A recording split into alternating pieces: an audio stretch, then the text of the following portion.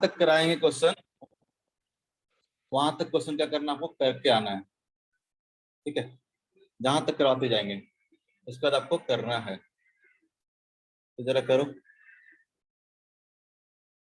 Question number 80। कितना आएगा? Motion of charge particle in electric field पढ़ाया था।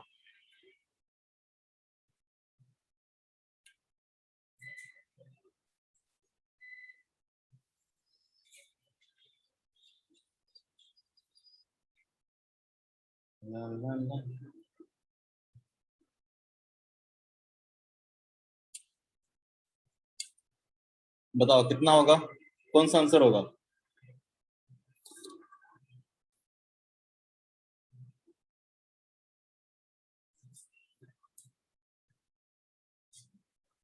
हे भगवान, करोगे कि नहीं करेगा?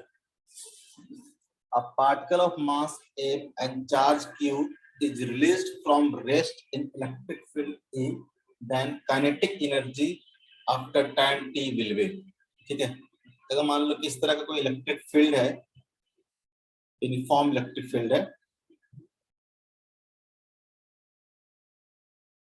और यहाँ पे मान लो कि कोई चार्ज पार्टिकल है जिसका मास कितना है, नहीं दे रखा है, मास दे रखा है m एंड चार्ज दे रखा है q।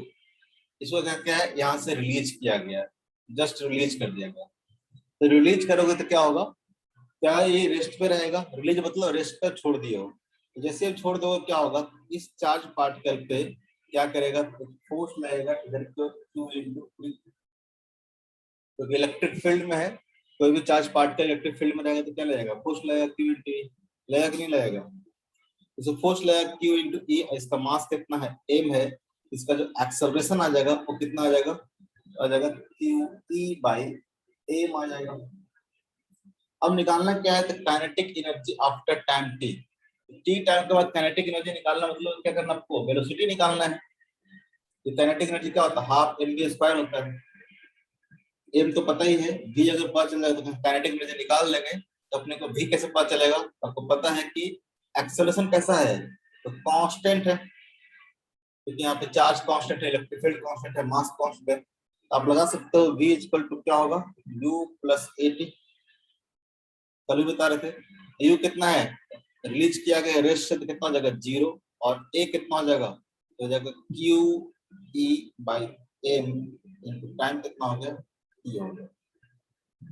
टाइम कितना हो गया, t हो गया।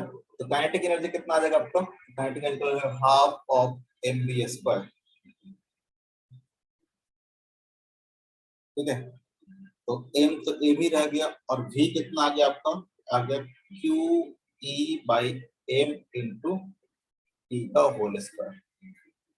कितना हो जाएगा, एम स्क्वायर का बाहर निकाल लो तो क्या हो जाएगा, कैंसिल आउट हो जाएगा, तो बचेगा half into Q square T square divide by M. Q square T square divide by M, और आगे रहेगा हाफ। तो आपका आंसर क्या हो जाएगा, 2 हो जाएगा। बस समझ में आ रहा है? हाँ ना, कुछ तो बोलो। इसको नोट करोगे, क्वेश्चन एंड सॉल्यूशन बताओ।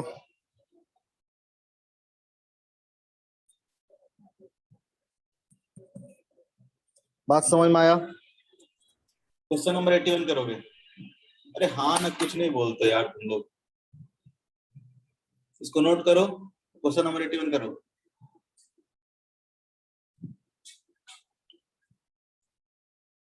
कितना होगा 81, फटाक से बताओ यार, इतना भारी क्वेश्चन नहीं है।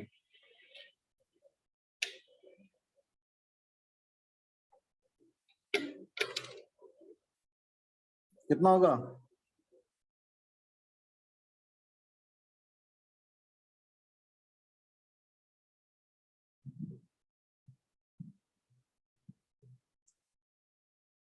क्या तुम लोग को पढ़ाया है बताओ। आदित्य, किस मिट्टी के तुम लोग बने हुए हो जी? नीवा।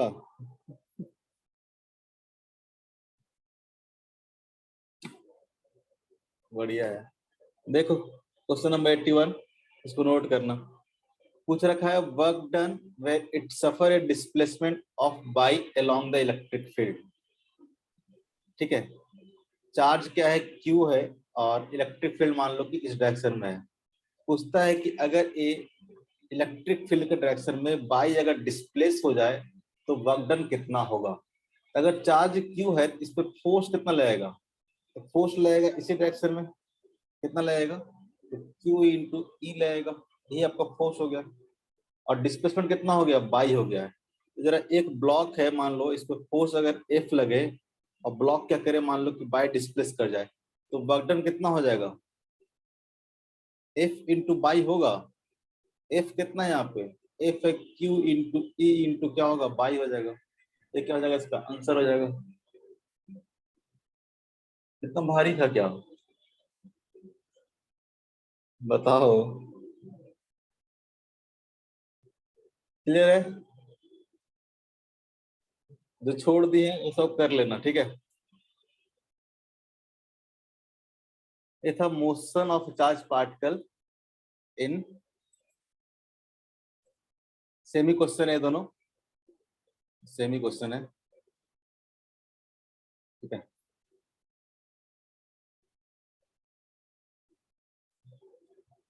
नेक्स्ट है आपका इलेक्ट्रिक डाइपोल। बताए थे कि आज हम लोग डाइपोल पढ़ेंगे, ठीक है। जिनका छूट जाएगा वो छूट जाएगा।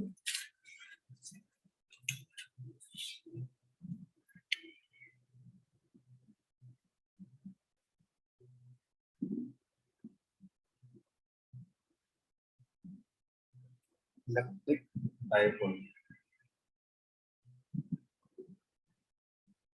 क्या होता है, इलेक्ट्रिक डाइपोल, ठीक है। तो मान लो कि दो चार्ज लेते हैं, एक लेते हैं हम माइनस क्यू, एक नेगेटिव चार्ज, एक लेते हैं हम लोग प्लस क्यू। मान लो दो चार्ज लिए, एक माइनस क्यू एक प्लस क्यू, दोनों को मान लो डी डिस्टेंस पे रख दिया, ठीक है, स्मॉल डिस्टेंस डी पे हमने क्या किया, दो चार्ज को इस तरह से रख दिया।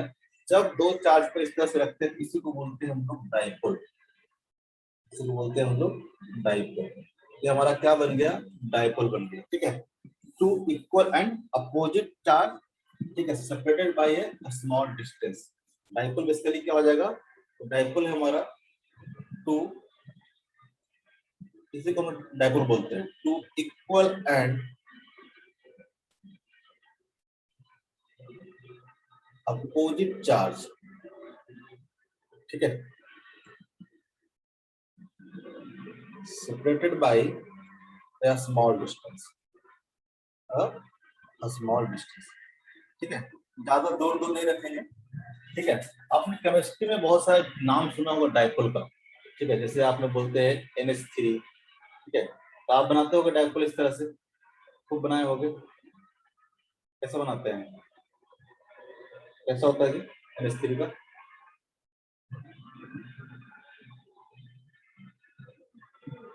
और इस पर डाइप पे होता है, लोन पे होता है। तो आप बोलते थे कि इस तरह का डाइपोल बनाते थे, डाइपोल इस तरह से, याद है कुछ। बेसिकली डाइपोल क्या होता है, तो यहाँ पे आप देखो कि आपने देखा होगा कि नाइट्रोजन क्या है, तो ज्यादा इलेक्ट्रोनेगेटिव एटम बोलते हैं ना, ज्यादा क्या है इलेक्ट्रोनेगेटिव है, इसमें क्या होता है पार्शियली क्या होता है, इसमें ऐसा होगा डाइपोल का डायरेक्शन, ज्यादा केमिस्ट्री नहीं आता मुझे, ठीक है। आप बोलते हो कि इसमें क्या होता है, तो पार्शियली नेगेटिव हो जाता है, इसमें क्या होता है पार्शियली पॉजिटिव हो जाता है, ठीक है। तो आपने डाइपोल ऐसे बनाया होगा नेगेटिव से पॉजिटिव। बेसिकली यहाँ भी क्या है, तो यहाँ पे भी दो चार्ज है, ठीक है, एक डेल्टा नेगेटिव एक डेल्टा पॉजिटिव, दोनों क्या है इक्वल एंड अपोजिट चार्ज है, और दोनों क्या है एक स्मॉल सेपरेशन पर रखा हुआ है, इसी को बोलते हैं हम लोग डाइपोल। और डाइपोल को डायरेक्शन देखोगे तो क्या होगा, नेगेटिव से पॉजिटिव की तरफ। डाइपोल का डायरेक्शन क्या होगा, नेगेटिव से पॉजिटिव की तरफ, ठीक है। डाइपोल मोमेंट की बात करेंगे तब इस अरेंजमेंट को हम लोग क्या बोलते हैं, डाइपोल बोलते हैं। अगर दो, ठीक है, opposite equal and opposite charge अगर हम लोग स्मॉल सरफेस पे रखते हैं इसको बोलते हैं हम लोग डाइपोल। और इसको डिफाइन कैसे करते हैं, मतलब इसका जो कैरेक्टरिस्टिक होता है वो क्या होता है, डाइपोल मोमेंट, ठीक है। और डायपोल मोमेंट कैसे डिफाइन करते हैं हम लोग? डायपोल मोमेंट को रिप्रेजेंट करते हैं d से, और डायपोल मोमेंट होता क्या है? तो होता है q into d, q into d। q क्या है? डिस्चार्ज का मैग्नीट्यूड है। d क्या है? d है सेपरेशन बिटवीन देम। लेकिन डायरेक्शन कैसे लेना है? तो डायरेक्शन लेना है नेगेटिव टू पॉजिटिव, ठीक है। इसको बोलते हैं हम लोग डायपोल मोमेंट ऑफ डायपोल। ये हमारा क्या हो गया? डायपोल मोमेंट हो गया, डायपोल मोमेंट, ठीक है। डायपोल मोमेंट, किसी भी डायपोल को डिफाइन करना हो तो क्या होगा? Product of charge into separation होगा, ठीक है। और जैसा कि दिखा रखा हूं, डायपोल मोमेंट कैसा है? तो वेक्टर क्वांटिटी। डायपोल मोमेंट क्या है? वेक्टर क्वांटिटी है, ठीक है। इसका मैग्नीट्यूड की बात करें तो मैग्नीट्यूड कितना होगा? q into d हो जाएगा। अगर की डायरेक्शन क्या होगा? तो डायरेक्शन होगा नेगेटिव टू पॉजिटिव। आपने केमिस्ट्री में खूब यूज किया होगा डायपोल, डायपोल, ठीक है। पोलर पोलर क्या बोलते हैं उसको? पोलर कंपाउंड बोलते हैं शायद। तो पोलर कंपाउंड में क्या होता है? तो बेसिकली वहां पे आप ऐसे से बनाते हो डायपोल, ठीक है, इस तरह का डायपोल बनाते हो। तो वहां पे क्या होता है? तो जैसे कि मान लो कि नाइट्रोजन हाइड्रोजन एटम, हाइड्रोजन में क्या होता है? ज्यादा इलेक्ट्रोनेगेटिव एटम होता है। इसमें क्या होता है? पार्शियली नेगेटिव, इसमें क्या होता है? पार्शियली पॉजिटिव, ठीक है। मतलब बोलते हैं कि इस डायरेक्शन में क्या है? डायपोल है, डायपोल मोमेंट। तो ऐसा है, देखिए यहाँ पे डेल्टा नेगेटिव और डेल्टा पॉजिटिव, ठीक है, दो क्या है? इक्वल एंड अपोजिंग चार्ज क्या रखा हुआ है? स्मॉल सरफेस पर रखा हुआ है। एक क्या बन गए? डायपोल बन गया। और इसका जो डायपोल मोमेंट को कैसे डिफाइन करेंगे?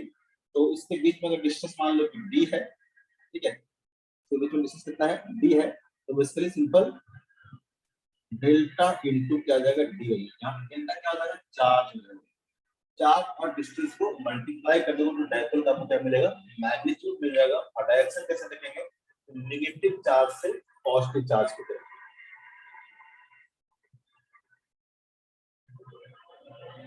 तो कहीं भी देखोगे अगर दो चार्ज इक्वल एंड अपोजिट अगर स्मॉल सर्फेस पर रखा हुआ है, उसको क्या बोलेंगे हम लोग? डायपोल बोलेंगे, ठीक है। और डायपोल मोमेंट किस डिफाइन होगा? तो q into d वेक्टर। देखते पता चल रहा है डायपोल मोमेंट कैसा क्वांटिटी होगा? वेक्टर क्वांटिटी होगा। कैसा क्वांटिटी होगा? तो वेक्टर क्वांटिटी होगा, ठीक है। अगर मैग्नीट्यूड की बात करें, मैग्नीट्यूड की बात करें, मैग्नीट्यूड इक्वल टू कितना हो जाएगा? तो modulus of d equal to क्या हो जाएगा? q into d हो जाएगा, q into d हो जाएगा, ठीक है। और अगर डायरेक्शन की बात किया जाए, ठीक है, वेक्टर क्वांटिटी है तो मैग्नीट्यूड में होगा, डायरेक्शन में होगा। अगर डायरेक्शन की बात किया जाए, डायरेक्शन क्या होगा? तो directed, directed from negative charge to, negative charge to positive charge, negative charge to positive charge.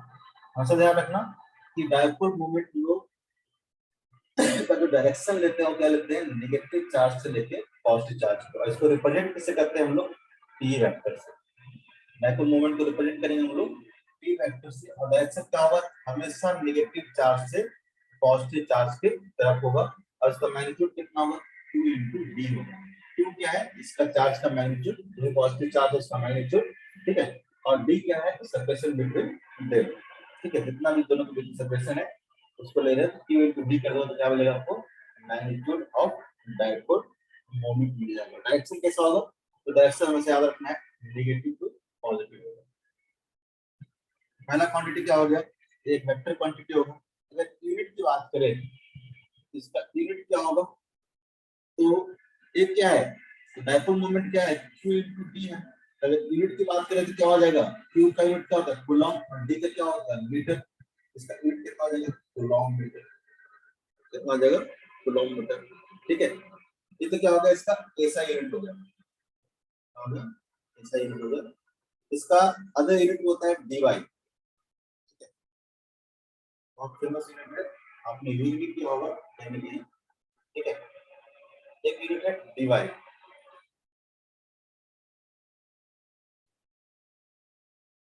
ठीक है। अगर वन डिवाइस इक्वल टू देखोगे, वन डिवाइस इक्वल टू कितना होता है? 3.3 into 10 raised to power minus 30 kilometre, ठीक है, अगर ऐसा यूनिट में रिलेशन देखना चाहोगे तो dy एंड कूलॉम मीटर में क्या रिलेशन होता है, 1 dy इक्वल टू कितना होता है 3.3 into 10⁻⁻³ कूलॉम मीटर। ठीक है, ये तो ऐसे ही एक बड़ा यूनिट होता है। ठीक है, कूलॉम मीटर क्या है, बड़ा यूनिट है। लेकिन डाइपोल मोमेंट जो होता है हम लोग जो डिफाइन करते हैं केमिस्ट्री में, बहुत छोटे छोटे चार्ज के लिए होता है, पार्शियल चार्ज बोलते हैं। तो चार्ज क्या होता है, बहुत कम होता है, तो इस केस में हम लोग इस फॉर्म में नहीं लिखेंगे क्योंकि 3.3 into 10⁻³ 10⁻30। ये क्या हो गया, बहुत ही छोटा यूनिट है, इसके लिए हमने क्या किया, डिवाइड किया। डिवाइड इक्वल टू क्या होता है 3.3 into 10⁻30 कूलॉम मीटर। इससे क्या होगा, बहुत छोटा यूनिट। ठीक है, अगर डायमेंशन की बात करें इसका, तो डायमेंशन कितना हो जाएगा इसका, डायमेंशन कितना हो जाएगा, तो डाइपोल मोमेंट क्या है, q into d है। ठीक है, q का डायमेंशन कितना होगा, q क्या है, चार्ज कैसे निकालते हैं, charge equal to ampere into time. ऐसे कौन करता है ना, I इक्वल टू क्या करते हैं, charge per unit time. 10 class में याद होगा, charge per unit time. Charge का अगर डिफाइन करना हो, चार्ज इक्वल टू क्या होगा, I into t हो जाएगा, I into t। इसका डायमेंशन की बात करेंगे तो क्या हो जाएगा, I का डायमेंशन कितना होता है, a, और टाइम का डायमेंशन कितना होगा, t, और इनटू कितना है, लेंथ है। ये तो q का डायमेंशन हो गया a into t, और d का डायमेंशन होगा तो क्या हो जाएगा, लेंथ हो जाएगा, हो जाएगा, लेंथ हो जाएगा। डायमेंशन इसका सोल्व ऐसे बोल सकते हैं, पहले l लिख लेते हैं, l into a into t। कैसे लिख लो, बात सही है, ऐसे रहने दो। डायमेंशन क्या हो जाएगा इसका, 18 हो जाएगा। ठीक है, ये हो गया हमारा बेसिक इंफॉर्मेशन डाइपोल के बारे में और डाइपोल मोमेंट के बारे में। अगर मान लो किसी डाइपोल को अगर इलेक्ट्रिक फील्ड में लगते हैं तो क्या होगा। ठीक है, डाइपोल इन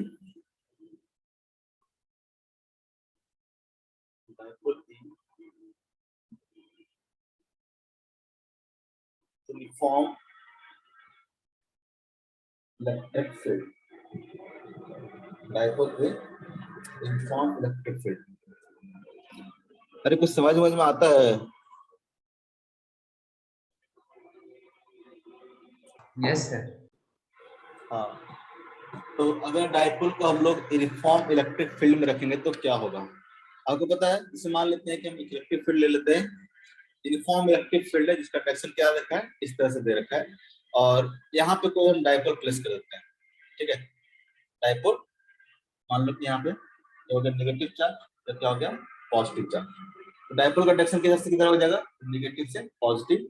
लिखते कैसे हैं, पी से मान लेते हैं किसी एंगल थीटा पे इस तरह से इलेक्ट्रिक फील्ड में कोई डाइपोल आपने रख दिया है। अगर पूछे कि बताओ इस पे जो नेट फोर्स होगा, अगर आपने यूनिफॉर्म इलेक्ट्रिक फील्ड में किसी डाइपोल को अगर रखा है तो नेट फोर्स एंड जो डाइपोल मोमेंट होगा वो कितना होगा। तो पॉजिटिव चार्ज इस पे क्या होगा, यहाँ पे पॉजिटिव चार्ज है, तो पॉजिटिव चार्ज पे फोर्स किधर क्यों लगेगा, अगर चार्ज यहाँ पे क्यू है, फोर्स किधर क्यों लगेगा, क्यू इनटू ई इधर क्यों लगेगा। और नेगेटिव चार्ज पे देखोगे तो नेगेटिव चार्ज पे फोर्स कैसा लगेगा, तो क्यू इनटू ई क्या लगेगा, पीछे क्यों लगेगा। अगर नेट फोर्स की बात करें हम लोग कि नेट फोर्स मतलब, तो डाइपोल पर लगने वाला नेट फोर्स कितना होगा, तो इस डाइपोल को कंसीडर करोगे सिस्टम तो क्या होगा, इस पे Q इंटू ई क्या कर रहा है, इधर क्यों फोर्स लग रहा है, और Q इंटू ई क्या कर रहा है, इधर क्यों फोर्स लग रहा है। ये दोनों फोर्स क्या है, इक्वल एंड अपोजिट फोर्स है। तो क्या होगा, नेट फोर्स कितना होगा, तो Q इंटू ई को अगर हम लोग पॉजिटिव कंसीडर करते हैं तो क्या हो जाएगा, Q इंटू ई क्या हो जाएगा, एक नेगेटिव हो जाएगा। नेट फोर्स कितना हो जाएगा, 0 हो जाएगा। तो किसी डाइपोल को अगर आप यूनिफॉर्म इलेक्ट्रिक फील्ड में रखते हो, यूनिफॉर्म, ठीक है, हर जगह पे इलेक्ट्रिक फील्ड कितना होना चाहिए, सेम होना चाहिए, तो जो नेट फोर्स होगा डाइपोल पे वो क्या होगा, 0 होगा। ठीक है, क्योंकि जितना पॉजिटिव चार्ज पे फोर्स लगेगा उतना ही क्या करेगा, नेगेटिव चार्ज पे फोर्स लगेगा, और दोनों फोर्स क्या होंगे, अपोजिट डायरेक्शन में फोर्स होंगे। तो नेट फोर्स कितना हो जाएगा, 0 हो जाएगा। ठीक है, तो बोल सकते हैं यहाँ से हम लोग net force on dipole, net force on dipole in uniform electric field is 0। ठीक है, नॉन यूनिफॉर्म में नहीं होगा, लेकिन यूनिफॉर्म इलेक्ट्रिक फील्ड में क्या होगा, जीरो होगा। नॉन यूनिफॉर्म में क्या होगा, तो यहाँ पे इलेक्ट्रिक फील्ड अलग हो सकता है, यहाँ पे इलेक्ट्रिक फील्ड अलग हो सकता है। नॉन यूनिफॉर्म मतलब हर जगह पे इलेक्ट्रिक फील्ड क्या होगा, अलग अलग होगा। तो इस केस में हम लोग नहीं बोल सकते हैं कि नेट फोर्स क्या होगा, जीरो होगा। लेकिन यूनिफॉर्म इलेक्ट्रिक फील्ड में तो क्या है, हमेशा क्या होगा, फोर्स कितना होगा, नेट फोर्स जीरो होगा। लेकिन बताओ तो टॉर्क जीरो होगा कि नहीं होगा। अगर पॉइंट ओ के अबाउट हम लोग टॉर्क कैलकुलेट करें तो टॉर्क जीरो होगा कि नहीं होगा। याद है कुछ टॉर्क के बारे में,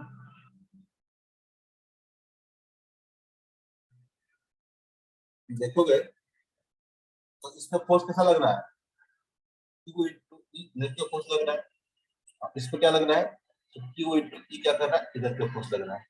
तो नेट फोर्स देखोगे तो क्या हो गया, जीरो हो गया। लेकिन क्या टॉर्क जीरो हुआ क्या, देखो एक फोर्स क्या करेगा, तो इसको इधर क्यों रोटेट करना चाहेगा, और एक फोर्स क्या करेगा, इधर क्यों रोटेट कराना चाहेगा। तो देखो तो दोनों फोर्स का जो टॉर्क होगा क्या होगा, क्लॉकवाइज डायरेक्शन में आ रहा है कि नहीं आ रहा है, यानी नेट टॉर्क क्या होगा, यहाँ पे जीरो नहीं होगा। बोल सकते हैं कि नेट फोर्स तो जीरो है, बट जो टॉर्क होगा नेट, ठीक है, net torque is not equal to zero. Net torque is not equal to zero, ये होगा, तो टॉर्क यहाँ पे जीरो नहीं होगा। अगर आपने इलेक्ट्रिक फील्ड में, यूनिफॉर्म इलेक्ट्रिक फील्ड में अगर आप डायपोल को प्लेस कर दोगे, ठीक है, तो डायपोल क्या करेगा, रोटेट करना शुरू कर देगा। डायपोल क्या करेगा, रोटेट करना शुरू कर देगा, ठीक है। और ऐसे फोर्स को हम लोग क्या बोलते हैं, जिनका सम तो क्या हो, जीरो हो, बट टॉर्क जीरो ना हो। याद है तो बताओ, क्या बोलते हैं, कपल फोर्स बोलते हैं, याद है, याद है, नाम सुन के भी नहीं याद आता, कपल फोर्स। कपल फोर्स क्या था, ऐसा force F1,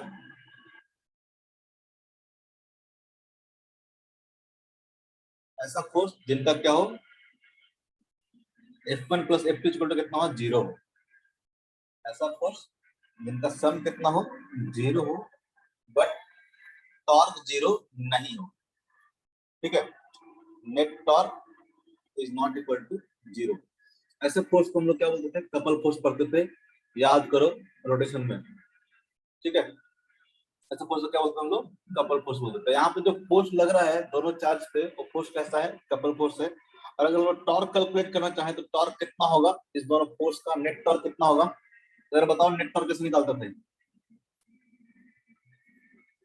line of action of force and lever arm, भूल गए सब, line of action of force और लीवर आर्म, याद है किसी को, नहीं याद है, अरे बोलो। किसी भी फोर्स का टॉर्क कैलकुलेट करना होता था किसी भी पॉइंट के अबाउट, तो कैसे करते थे, line of action of force और लीवर आर्म। लीवर आर्म क्या था, इस पॉइंट से परपेंडिकुलर डिस्टेंस था line of action of force का। नहीं याद, नहीं याद है ना, ठीक है। अगर मान लो कि इस दोनों चार्ज के बीच में डिस्टेंस कितना लिया हमने, तो दो पॉइंट चार्ज के बीच में डिस्टेंस हमने लिया था डी, ठीक है। दो पॉइंट चार्ज के बीच में डिस्टेंस लिया था हमने डी। तो ये डिस्टेंस कितना हो जाएगा, ये हो जाएगा डी बाई टू, और ये भी डिस्टेंस कितना हो जाएगा, डी बाई टू। अगर इस डिस्टेंस की बात करें कि ये डिस्टेंस कितना हो जाएगा, तो जरा बताओ तो कितना हो जाएगा, D by two sine theta होगा कि नहीं होगा, यहां से लेके यहां तक का distance D by two sine theta होगा कि नहीं होगा। सेम इस केस में यहाँ भी देखोगे तो क्या होगा, ये हमारा line of action of force हो जाएगा, तो ये हमारा क्या हो जाएगा, लीवर आर्म हो जाएगा। ये डिस्टेंस भी कितना हो जाएगा, तो D by two sine theta हो जाएगा। ये एंगल थीटा है तो एंगल थीटा हो जाएगा, ठीक है, ये एंगल कितना हो जाएगा, थीटा हो जाएगा। तो ये डिस्टेंस कितना है, डी बाई टू है, तो हो जाएगा D by two cos theta divide कितना हो जाएगा, D by two sine theta. अगर लीवर आर्म की बात करें तो कितना हो जाएगा, D by two sine theta हो जाएगा। अगर टॉर्क निकालने की बात करें, जो नेट टॉर्क होगा कितना होगा, ठीक है। तो यहाँ पे फोर्स कितना लग रहा है, तो फोर्स है क्यू इंटू ई, और लीवर आर्म कितना है, तो d/2 sin थीटा है। और इसका टॉर्क भी क्या होगा, इसका टॉर्क भी क्लॉकवाइज, इसका टॉर्क भी क्या होगा, क्लॉकवाइज। तो नेट टॉर्क कितना हो जाएगा, बोल सकते हैं d/2 sin theta into f plus d/2 sin theta into f। याद हो कुछ नेट टॉर्क कैसे निकालते थे, तो सारे फोर्स का टॉर्क निकाल के क्या करते थे हम लोग, ऐड कर देते थे। यहाँ पे देखोगे तो नेट टॉर्क कितना होगा, सबके सब कितना टॉर्क होगा, तो क्लॉकवाइज होगा। देखोगे तो नेट टॉर्क कितना हो जाएगा, तो d/2 sin theta plus d/2 sin theta कितना हो जाएगा, d sin थीटा इंटू कितना हो जाएगा, f हो जाएगा।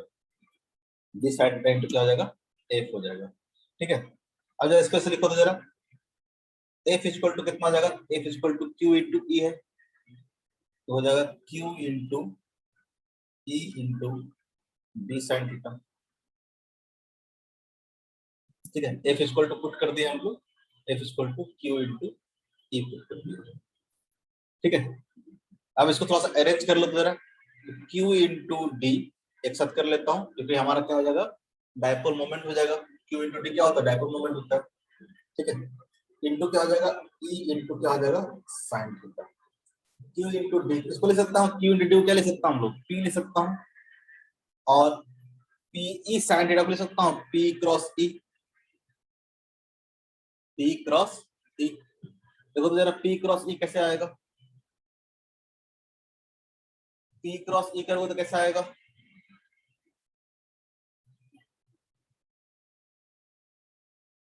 p क्रॉस e करो तो p कैसा है, ऐसा है, और e कैसा इधर है, तो p क्रॉस e करोगे तो डायरेक्शन कैसा होगा, अंदर के लिए होगा।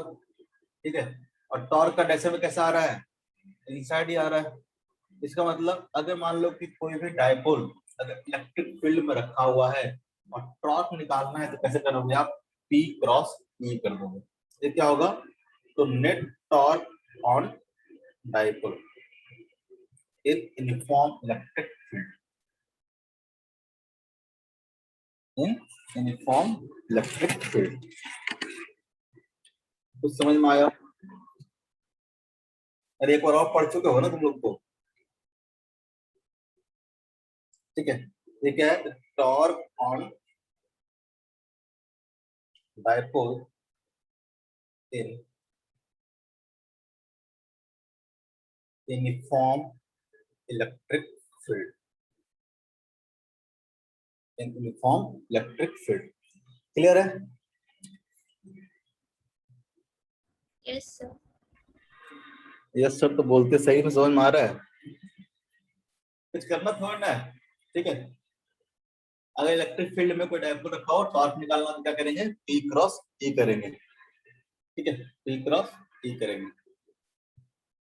अब जैसे कि मान लो कि इलेक्ट्रिक फील्ड में कोई डायपोल रखा हुआ है, इस तरह से डायपोल रखा हुआ है आपका।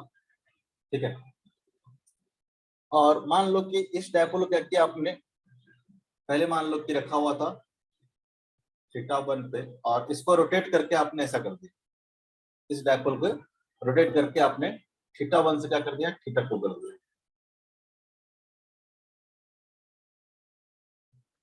मान लो कि पहले क्या था, θ1 पे था, अब यहाँ से आपने क्या किया, इसको रोटेट कर दिया है, और रोटेट करके आपने कितना एंगल रोटेट कर दिया है, ये एंगल आपने θ2 कर दिया है। ठीक है, अब डायपोल क्या हो गया आपका, इस तरीके से हो गया। तो अगर मान लो कि इलेक्ट्रिक फील्ड में किसी डायपोल को अगर आप रोटेट कराते हो, तो क्या करना पड़ेगा, वर्क करना पड़ेगा कि नहीं करना पड़ेगा, वर्क करना पड़ेगा कि नहीं करना पड़ेगा। ठीक है, किसी भी इलेक्ट्रिक में डायपोल को रोटेट कराओगे तो क्या करना पड़ेगा, वर्क करना पड़ेगा। अरे किसी चीज को रोटेट करते तो वर्क करना पड़ता था कि नहीं करना पड़ता था,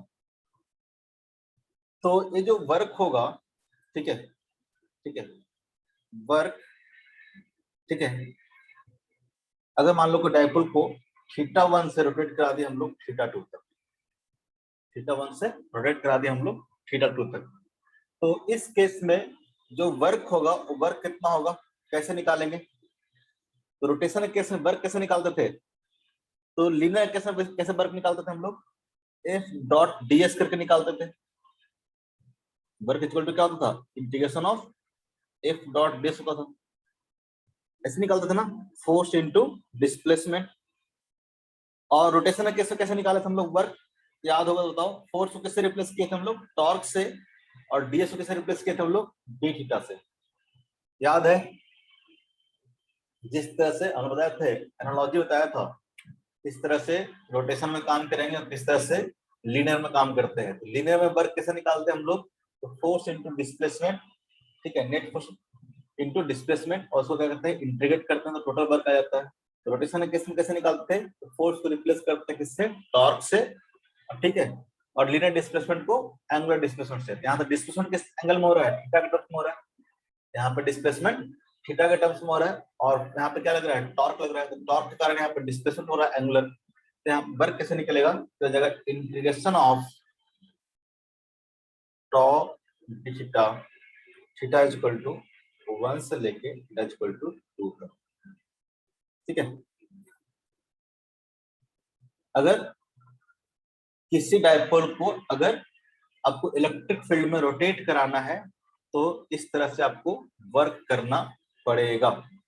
और टॉर्क इक्वल टू यहाँ पे कितना है, तो टॉर्क इक्वल टू है आपका P into E into sine theta into क्या है, D theta, from theta 1 to लेके थीटा 2, थीटा 1 से लेके थीटा 2। तो P भी क्या है, कांस्टेंट है, E भी क्या है, कांस्टेंट है, क्योंकि यूनिफॉर्म इलेक्ट्रिक फील्ड मिली है और डायपोल मोमेंट का मैग्नीट्यूड तो क्या है, कांस्टेंट ही है। तो P इंटू E तो क्या आ जाएगा, बाहर आ जाएगा, ठीक है, बचेगा साइन थीटा, और उसका इंटीग्रेशन क्या होता है, तो साइन थीटा का इंटीग्रेशन कितना आ जाएगा, minus of cos theta, limit put कर देंगे थीटा 1 से लेके थीटा 2 पर, ठीक है। तो कितना आ जाएगा, ये आ जाएगा पीई, पीई, अब लिमिट पुट करो तो क्या आ जाएगा, minus cos theta 2 minus of minus cos theta 1, minus of cos theta 2 minus minus of cos theta 1। Limit put करेंगे ऐसे आएगा, एक बार लिमिट पुट के थीटा 2 कितना हो जाएगा, माइनस ऑफ कॉस थीटा 2, ठीक है, माइनस, अब थीटा 1 पुट करेंगे कितना जाएगा, माइनस कॉस थीटा 1 हो जाएगा। कितना आ गया फाइनली, ये माइनस माइनस क्या हो जाएगा, प्लस हो जाएगा, इसे लिखेंगे हम इसको P E cos theta 1 minus cos theta, ठीक है। ये क्या आ गया आपको, ये आ गया वर्क डन आ गया, ठीक है, to rotate the dipole from theta 1 से लेके थीटा 2, थीटा 1 से लेके theta 2, P cos theta 1 minus cos theta 2,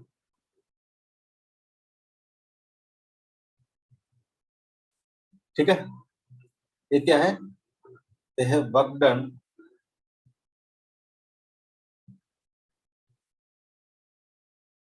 during rotation of dipole, ठीक है, in uniform electric field, uniform electric field. अगर यूनिफॉर्म इलेक्ट्रिक फील्ड में अगर आप किसी डाइपोल को अगर एक एंगल से दूसरे एंगल तक अगर रोटेट कराते हो तो इतना वर्क करना पड़ेगा। कैसे निकालेंगे, तो P cos theta 1 minus cos theta 2, ऐसा फॉर्मूला याद रखना है आपको, cos theta 1 minus cos theta 1। जैसे कि मान लो एग्जांपल देता हूं, ठीक है, मान लो कि इलेक्ट्रिक फील्ड कैसा था, इलेक्ट्रिक फील्ड ऐसा था, और डाइपोल क्या है, तो डाइपोल इस तरह से रखा हुआ है, ठीक है, along द इलेक्ट्रिक फील्ड रखा हुआ है, इस तरह से मान लो कि डाइपोल रखा। अब क्या किया हम लोग, तो इस डाइपोल को रोटेट करा दिया मान लो कि 90 डिग्री से, इलेक्ट्रिक फील्ड तो ऐसा ही होगा, ठीक है। अब इस डाइपोल को रोटेट करके ऐसा कर दिया हमने, इस डाइपोल को रोटेट करके ऐसा कर दिया, ठीक है। तो अगर पूछे कि बताओ इस तरह से रोटेट करके अगर ऐसा कर दिया है तो कितना वर्क करना पड़ा होगा, वर्क कितना करना पड़ा होगा। तो देखो, तो पहले एंगल कितना है, तो यहाँ पे थीटा 1 कितना होगा, तो 0 डिग्री, क्योंकि electric field and dipole moment क्या है, दोनों एक ही लाइन में है, तो एंगल कितना हो जाएगा, 0 डिग्री। यहाँ पे एंगल कितना हो जाएगा, तो फाइनल एंगल कितना हो गया, 90 डिग्री हो गया, फाइनल एंगल कितना हो गया, 90 डिग्री होगा। तो वर्क डन कितना होगा, तो 0 डिग्री से लेके 90 डिग्री तक ले जाने में वर्क डन कितना करना पड़ेगा आपको, करना पड़ेगा P E cos theta 1। Cos theta 1 कितना हो जाएगा, कॉस 0 माइनस कितना हो जाएगा, कॉस 90। कॉस 90 तो कितना होता है, 0 हो जाता है। कॉस 0 कितना हो जाता है, 1 हो जाता है। कितना काम करना पड़ेगा, तो पीई काम करना पड़ेगा। ठीक है, अगर यहाँ से इसको रोटेट करके आप इस तरह से खड़ा करना चाहते हो, आपको P इंटू ई के बराबर क्या करना पड़ेगा, वर्क करना पड़ेगा। ठीक है, जैसे कि मान लो इस एग्जांपल में, मान लो इलेक्ट्रिक फील्ड अभी भी इधर के लिए है। ठीक है, और डायपोल भी क्या रखा हुआ है, इसी के अलावा रखा हुआ है। डायपोल भी इसी के।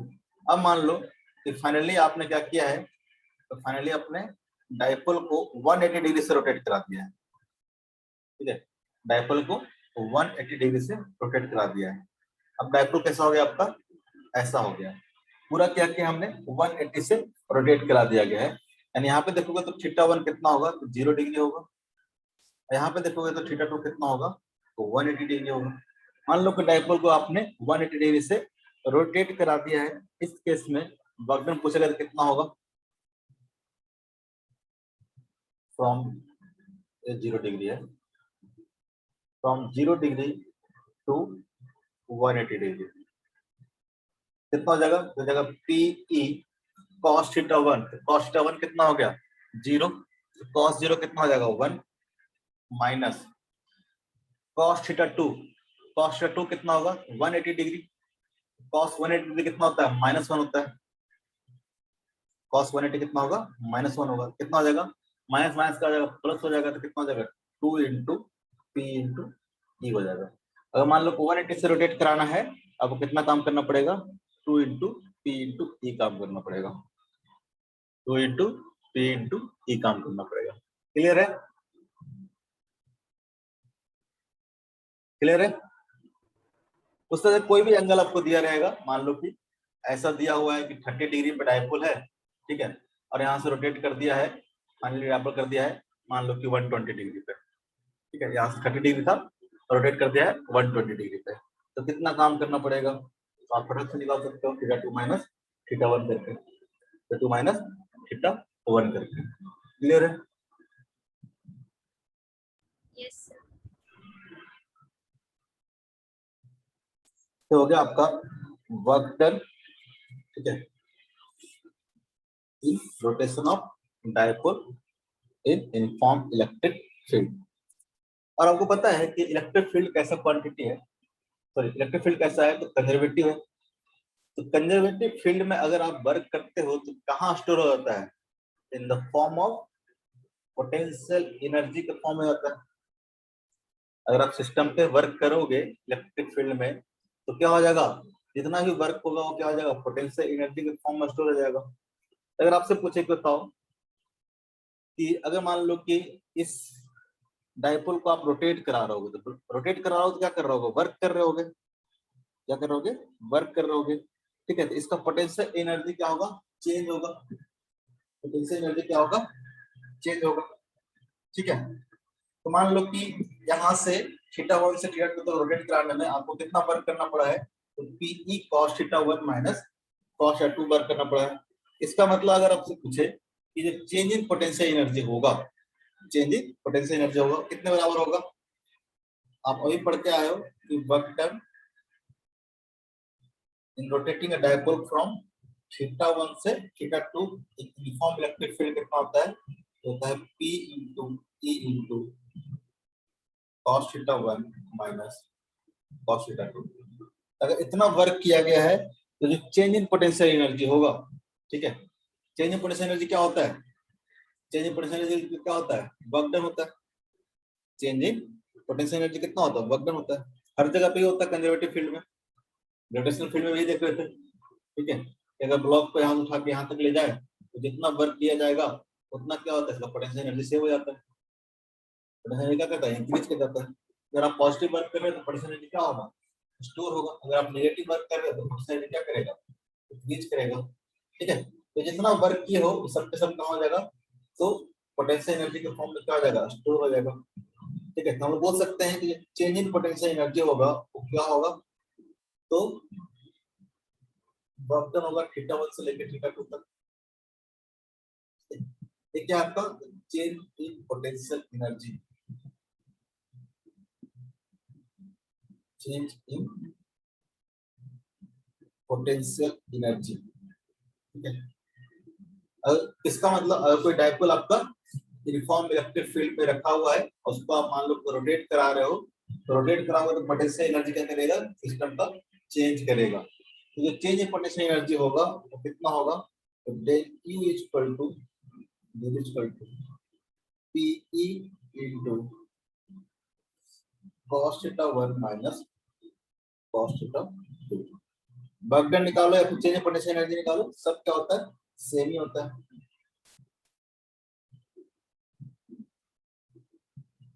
ठीक है, इसका मतलब क्या हुआ कि मान लो कि इलेक्ट्रिक फील्ड है, ठीक है, और यहाँ पे कोई डायपोल रखा हुआ है इस तरह से, ठीक है, और इस डायपोल को मान लो कि आपने रोटेट किया है थीटा 1 से लेके कहीं तक रोटेट करोगे तो आपको क्या मिल जाएगा, चेंज इन पोटेंशियल एनर्जी मिल जाएगा। ठीक है, अगर मान लो बोला जाए कि इस तरह से डायपोल रखा हुआ है एट एंगल थीटा, ठीक है, एट एंगल थीटा, तो इस पॉइंट पे इसका पोटेंशियल एनर्जी कितना होगा। जैसे आप बोलते थे ना, एक पॉइंट चार्ज रखा हुआ है प्लस क्यू और एक और चार्ज रखा हुआ है small Q at a distance R, तो इसका जो पोटेंशियल एनर्जी होता था कैसे निकालते थे, तो हम लोग पहले क्या करते थे, इस चार्ज को इन्फिनिटी से यहाँ तक लाते थे, अब निकालते थे कि चेंज इन पोटेंशियल एनर्जी कितना हुआ। ठीक है, चेंज इन पोटेंशियल एनर्जी कितना हुआ। ठीक है, इन्फिनिटी से क्यों मूव कराए थे, इन्फिनिटी से इसलिए मूव कराए थे, हमने मान के चला था कि इन्फिनिटी ऑफ पोटेंशियल एनर्जी कितना होगा, जीरो होगा। एट इन्फिनिटी पोटेंशियल एनर्जी कितना होगा, जीरो होगा। ठीक है, यानी अगर मान लो कि आपको बताया कोई बोले u थीटा इक्वल टू कितना होगा, यानी potential energy at any point, ऐसे बोल सकते हैं ना, अगर मान लो कि थीटा 1 से थीटा 2 गया तो पोटेंशियल एनर्जी क्या कर रहे हैं हम लोग, फाइनल माइनस इनिशियल, हम लोग बोल सकते हैं इस तरह से कितना आएगा, ये आएगा पी cos थीटा माइनस में आएगा, ऐसे समझो इसको, थीटा 1 से थीटा 2 गया है, थीटा 1 से थीटा 2 गया है, हम लोग बोल सकते हैं ऐसे u theta 2 minus u theta 1।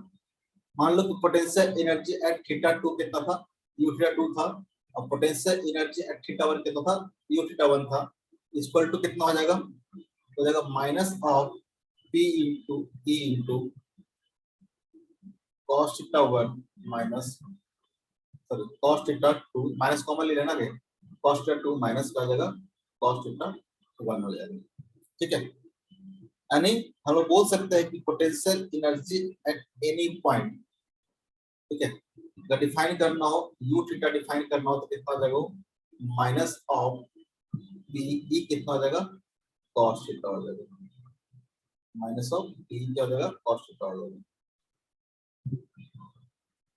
ठीक है, माइनस p cos थीटा हो जाएगा। ठीक है, यानी कोई भी डायपोल अगर इलेक्ट्रिक फील्ड में मान लो कि थीटा एंगल पर रखा हुआ है, या आपको क्या हो गया, इलेक्ट्रिक फील्ड क्या हो गया, आपको डायपोल हो गया, तो बोलेगा इस सिस्टम को पोटेंशियल एनर्जी कितना होगा, इस सिस्टम का पोटेंशियल एनर्जी कितना होगा। तो बेसिकली करते कैसे डिफाइन है हम लोग, ठीक है, आप ऐसे भी निकाल सकते हो कि theta equal to minus of P cos theta, या फिर देखो तो क्या करोगे, ऐसा कर सकते हो इसको थीटा इक्वल टू 90 डिग्री से थीटा इक्वल टू थीटा तक रोटेट करने में कितना वर्क करना पड़ेगा, क्योंकि जब थीटा इक्वल टू 90 डिग्री होगा, थीटा इक्वल टू 90 डिग्री होगा, तो उस टाइम पर पोटेंशियल एनर्जी क्या होगा, इसका जीरो होगा, पोटेंशियल एनर्जी कितना होगा, इसका जीरो होगा। ठीक है, अगर 90 डिग्री पर रखा हुआ है, यहाँ पर पोटेंशियल एनर्जी कितना होगा, जीरो होगा, तो हमारा क्या होगा, एक तरह से रेफरेंस पॉइंट होगा।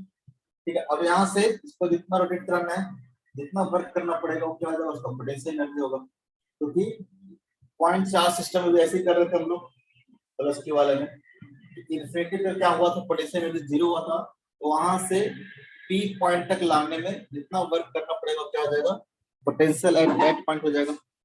ठीक है, पोटेंशियल एट दैट पॉइंट हो जाएगा, हम लोग ऐसे ही बोल सकते हैं, ये तो डायरेक्टली यहाँ से देखिए हम लोग, और अगर आपको बताना है कि पोटेंशियल एनर्जी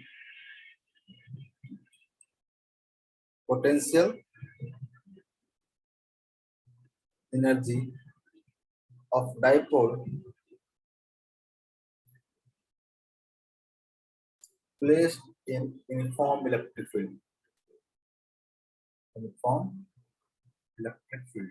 अगर सिंपल इस तरह से इलेक्ट्रिक फील्ड में अगर कोई डाइपोल रखा हुआ है तो उसका जो पोटेंशियल एनर्जी होगा उसको कैसे डिफाइन करते हैं? Potential energy at any angle theta is defined as work done from, ठीक है, वर्क डन 90 डिग्री से थीटा एंगल तक मूव करना है इसको, ठीक है। इनिशियल एंगल कितना लेना है आपको? 90 लेना है, ठीक है। और U2 क्या लेना है आपको? थीटा लेना है। 90 डिग्री से थीटा तक मूव करो, जो वर्क करना पड़ेगा वो क्या हो जाएगा? तो potential energy of the system हो जाएगा। और यहाँ पे बर्डन कैसे निकालेंगे? तो बर्डन इक्वल टू क्या आया था? Torque into D theta. Torque equal to कितना था? तो P sin थीटा था। तो डायपोल पे जब टॉर्क लगेगा कितना लगेगा? P sin थीटा लगेगा, P cross E, P sin theta. तो यहाँ से बोल सकते हैं कि टॉर्क कितना हो जाएगा? P sin theta D theta. From कहाँ से कहाँ तक? तो 90 डिग्री से लेके थीटा तक कितना हो जाएगा? P तो क्या हो जाएगा? बाहर आ जाएगा। और sin थीटा का इंटीग्रेशन कितना हो जाएगा? तो माइनस ऑफ cos थीटा हो जाएगा 90 डिग्री से लेके थीटा तक। यहाँ पुट करो कितना आ जाएगा? तो जाएगा minus P E cos theta आ जाएगा, ठीक है। क्योंकि theta equal to theta put किया तो कॉस थीटा हो जाएगा और 90 पुट किया तो क्या आ जाएगा? 0 हो जाएगा। क्या आ जाएगा? माइनस पी कॉस थीटा, ठीक है। यानी जो पहले लिख रहे थे हम लोग, potential energy of dipole in uniform electric field, जहाँ पे थीटा क्या है? तो थीटा है angle between dipole and electric field. Theta क्या होगा? तो angle between P and E। P मतलब इलेक्ट्रिक, सॉरी, P मतलब डाइपोल मोमेंट और E मतलब इलेक्ट्रिक फील्ड। डाइपोल मोमेंट और इलेक्ट्रिक फील्ड का एंगल अगर थीटा है तो ऐसा अगर रखा हो तो इसका पोटेंशियल एनर्जी कितना हो जाएगा? Minus of Pe cos theta. उसको हम ऐसे ही बोल सकते हैं U theta is equal to minus of Pe cos theta. क्या लिख सकते हैं हम लोग? P डॉट E लिख सकते हैं, P डॉट E लिख सकते हैं। P डॉट E भी क्या होगा? Pe cos थीटा ही होगा। तो पोटेंशियल एनर्जी क्या हो जाएगा of dipole in uniform electric आ जाएगा? P डॉट E हो जाएगा, P डॉट E हो जाएगा। क्लियर? समझ में आता है मोहतरमा? खुशी क्या बताए अभी तक? Yes sir. क्या क्या बताया अभी तक? समझ में आता है? एक तो हमने टॉर्क निकालने के लिए बताया, ठीक है। टॉर्क इक्वल टू कितना हो जाएगा? याद रखो, P vector cross of E vector, ठीक है। P क्या है? डाइपोल मोमेंट है और E क्या है? इलेक्ट्रिक फील्ड है। अगर इलेक्ट्रिक फील्ड में कोई भी अगर डाइपोल रखा होगा तो टॉर्क कितना लगेगा? P sin थीटा लगेगा या फिर P क्रॉस E लगेगा। और एक बताया हम लोग वर्क डन निकालने के लिए, ठीक है। अगर थीटा 1 से लेकर थीटा 2 तक अगर आप मूव करते हो तो वर्क डन बाय क्या होगा? तो वर्क डन कितना करना पड़ेगा? करना पड़ेगा Pe cos थीटा, मतलब cos थीटा 2 की 1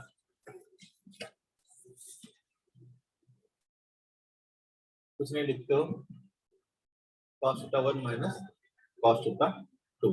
और एक चीज बताया हमने कि पोटेंशियल क्या होगा। तो डेल यू की बात करें तो डेल यू क्या होगा? तो वर्क डन के बराबर होगा, ठीक है, थीटा 1 से लेके थीटा 2। और वर्क डन कितना है? Pe कितना है?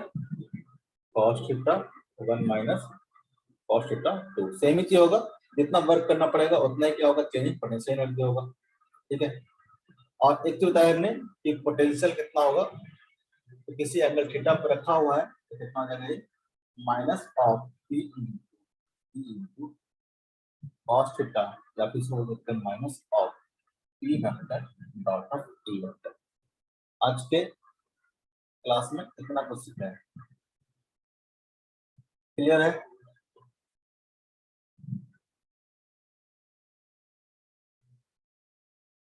बताओ। Yes sir. हाँ ना, कुछ नहीं बोलता भाई साहब, ठीक है, कुछ भी नहीं। ये था आपका ठीक है।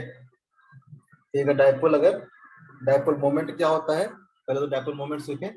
P इक्वल टू क्या होता है, तो Q इंटू डी होता है। ठीक है, और डायरेक्शन कैसे लेना है, तो नेगेटिव से पॉजिटिव लेना है। क्लियर है? Yes sir. ठीक है, तो आज के लिए इतना ही। शायद टाइम हो गया है, टाइम हो गया है कि बचा हुआ है? तो इस पे बेस्ड हम लोग क्वेश्चंस करेंगे नेक्स्ट क्लास में, और हम लोग देखेंगे कि पोटेंशियल कैसे निकाल सकते हैं डायपोल के कारण।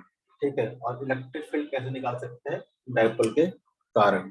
ठीक है, electric field and potential due to dipole हम लोग नेक्स्ट क्लास में करेंगे। उससे पहले आपको ये जो होमवर्क दिया है उसको आप कंप्लीट कर लेना। होमवर्क में कुछ कुछ चीज बाकी था। ठीक है, अब आप देखोगे तो ठीक है, क्वेश्चन नंबर 83 कहाँ तक करना है बताता हूँ। इसमें डायपोल के क्वेश्चन है, इलेक्ट्रिक पोटेंशियल फील्ड, जैसे कि जहां पे पूछेगा कि electric potential due to the dipole या फिर electric field due to dipole, वो छोड़ देना। ठीक है, जैसे यहाँ पे पूछा है बाकी जो पूछेगा आपको डायपोल के रिलेटेड वो आप कर सकते हो, निकाल सकते हो। तो मैं मार्क कर देता हूँ। 81 तो सारा करना ही करना है आपको, 82 भी करना है, ठीक है, 83 भी करना है। ठीक है,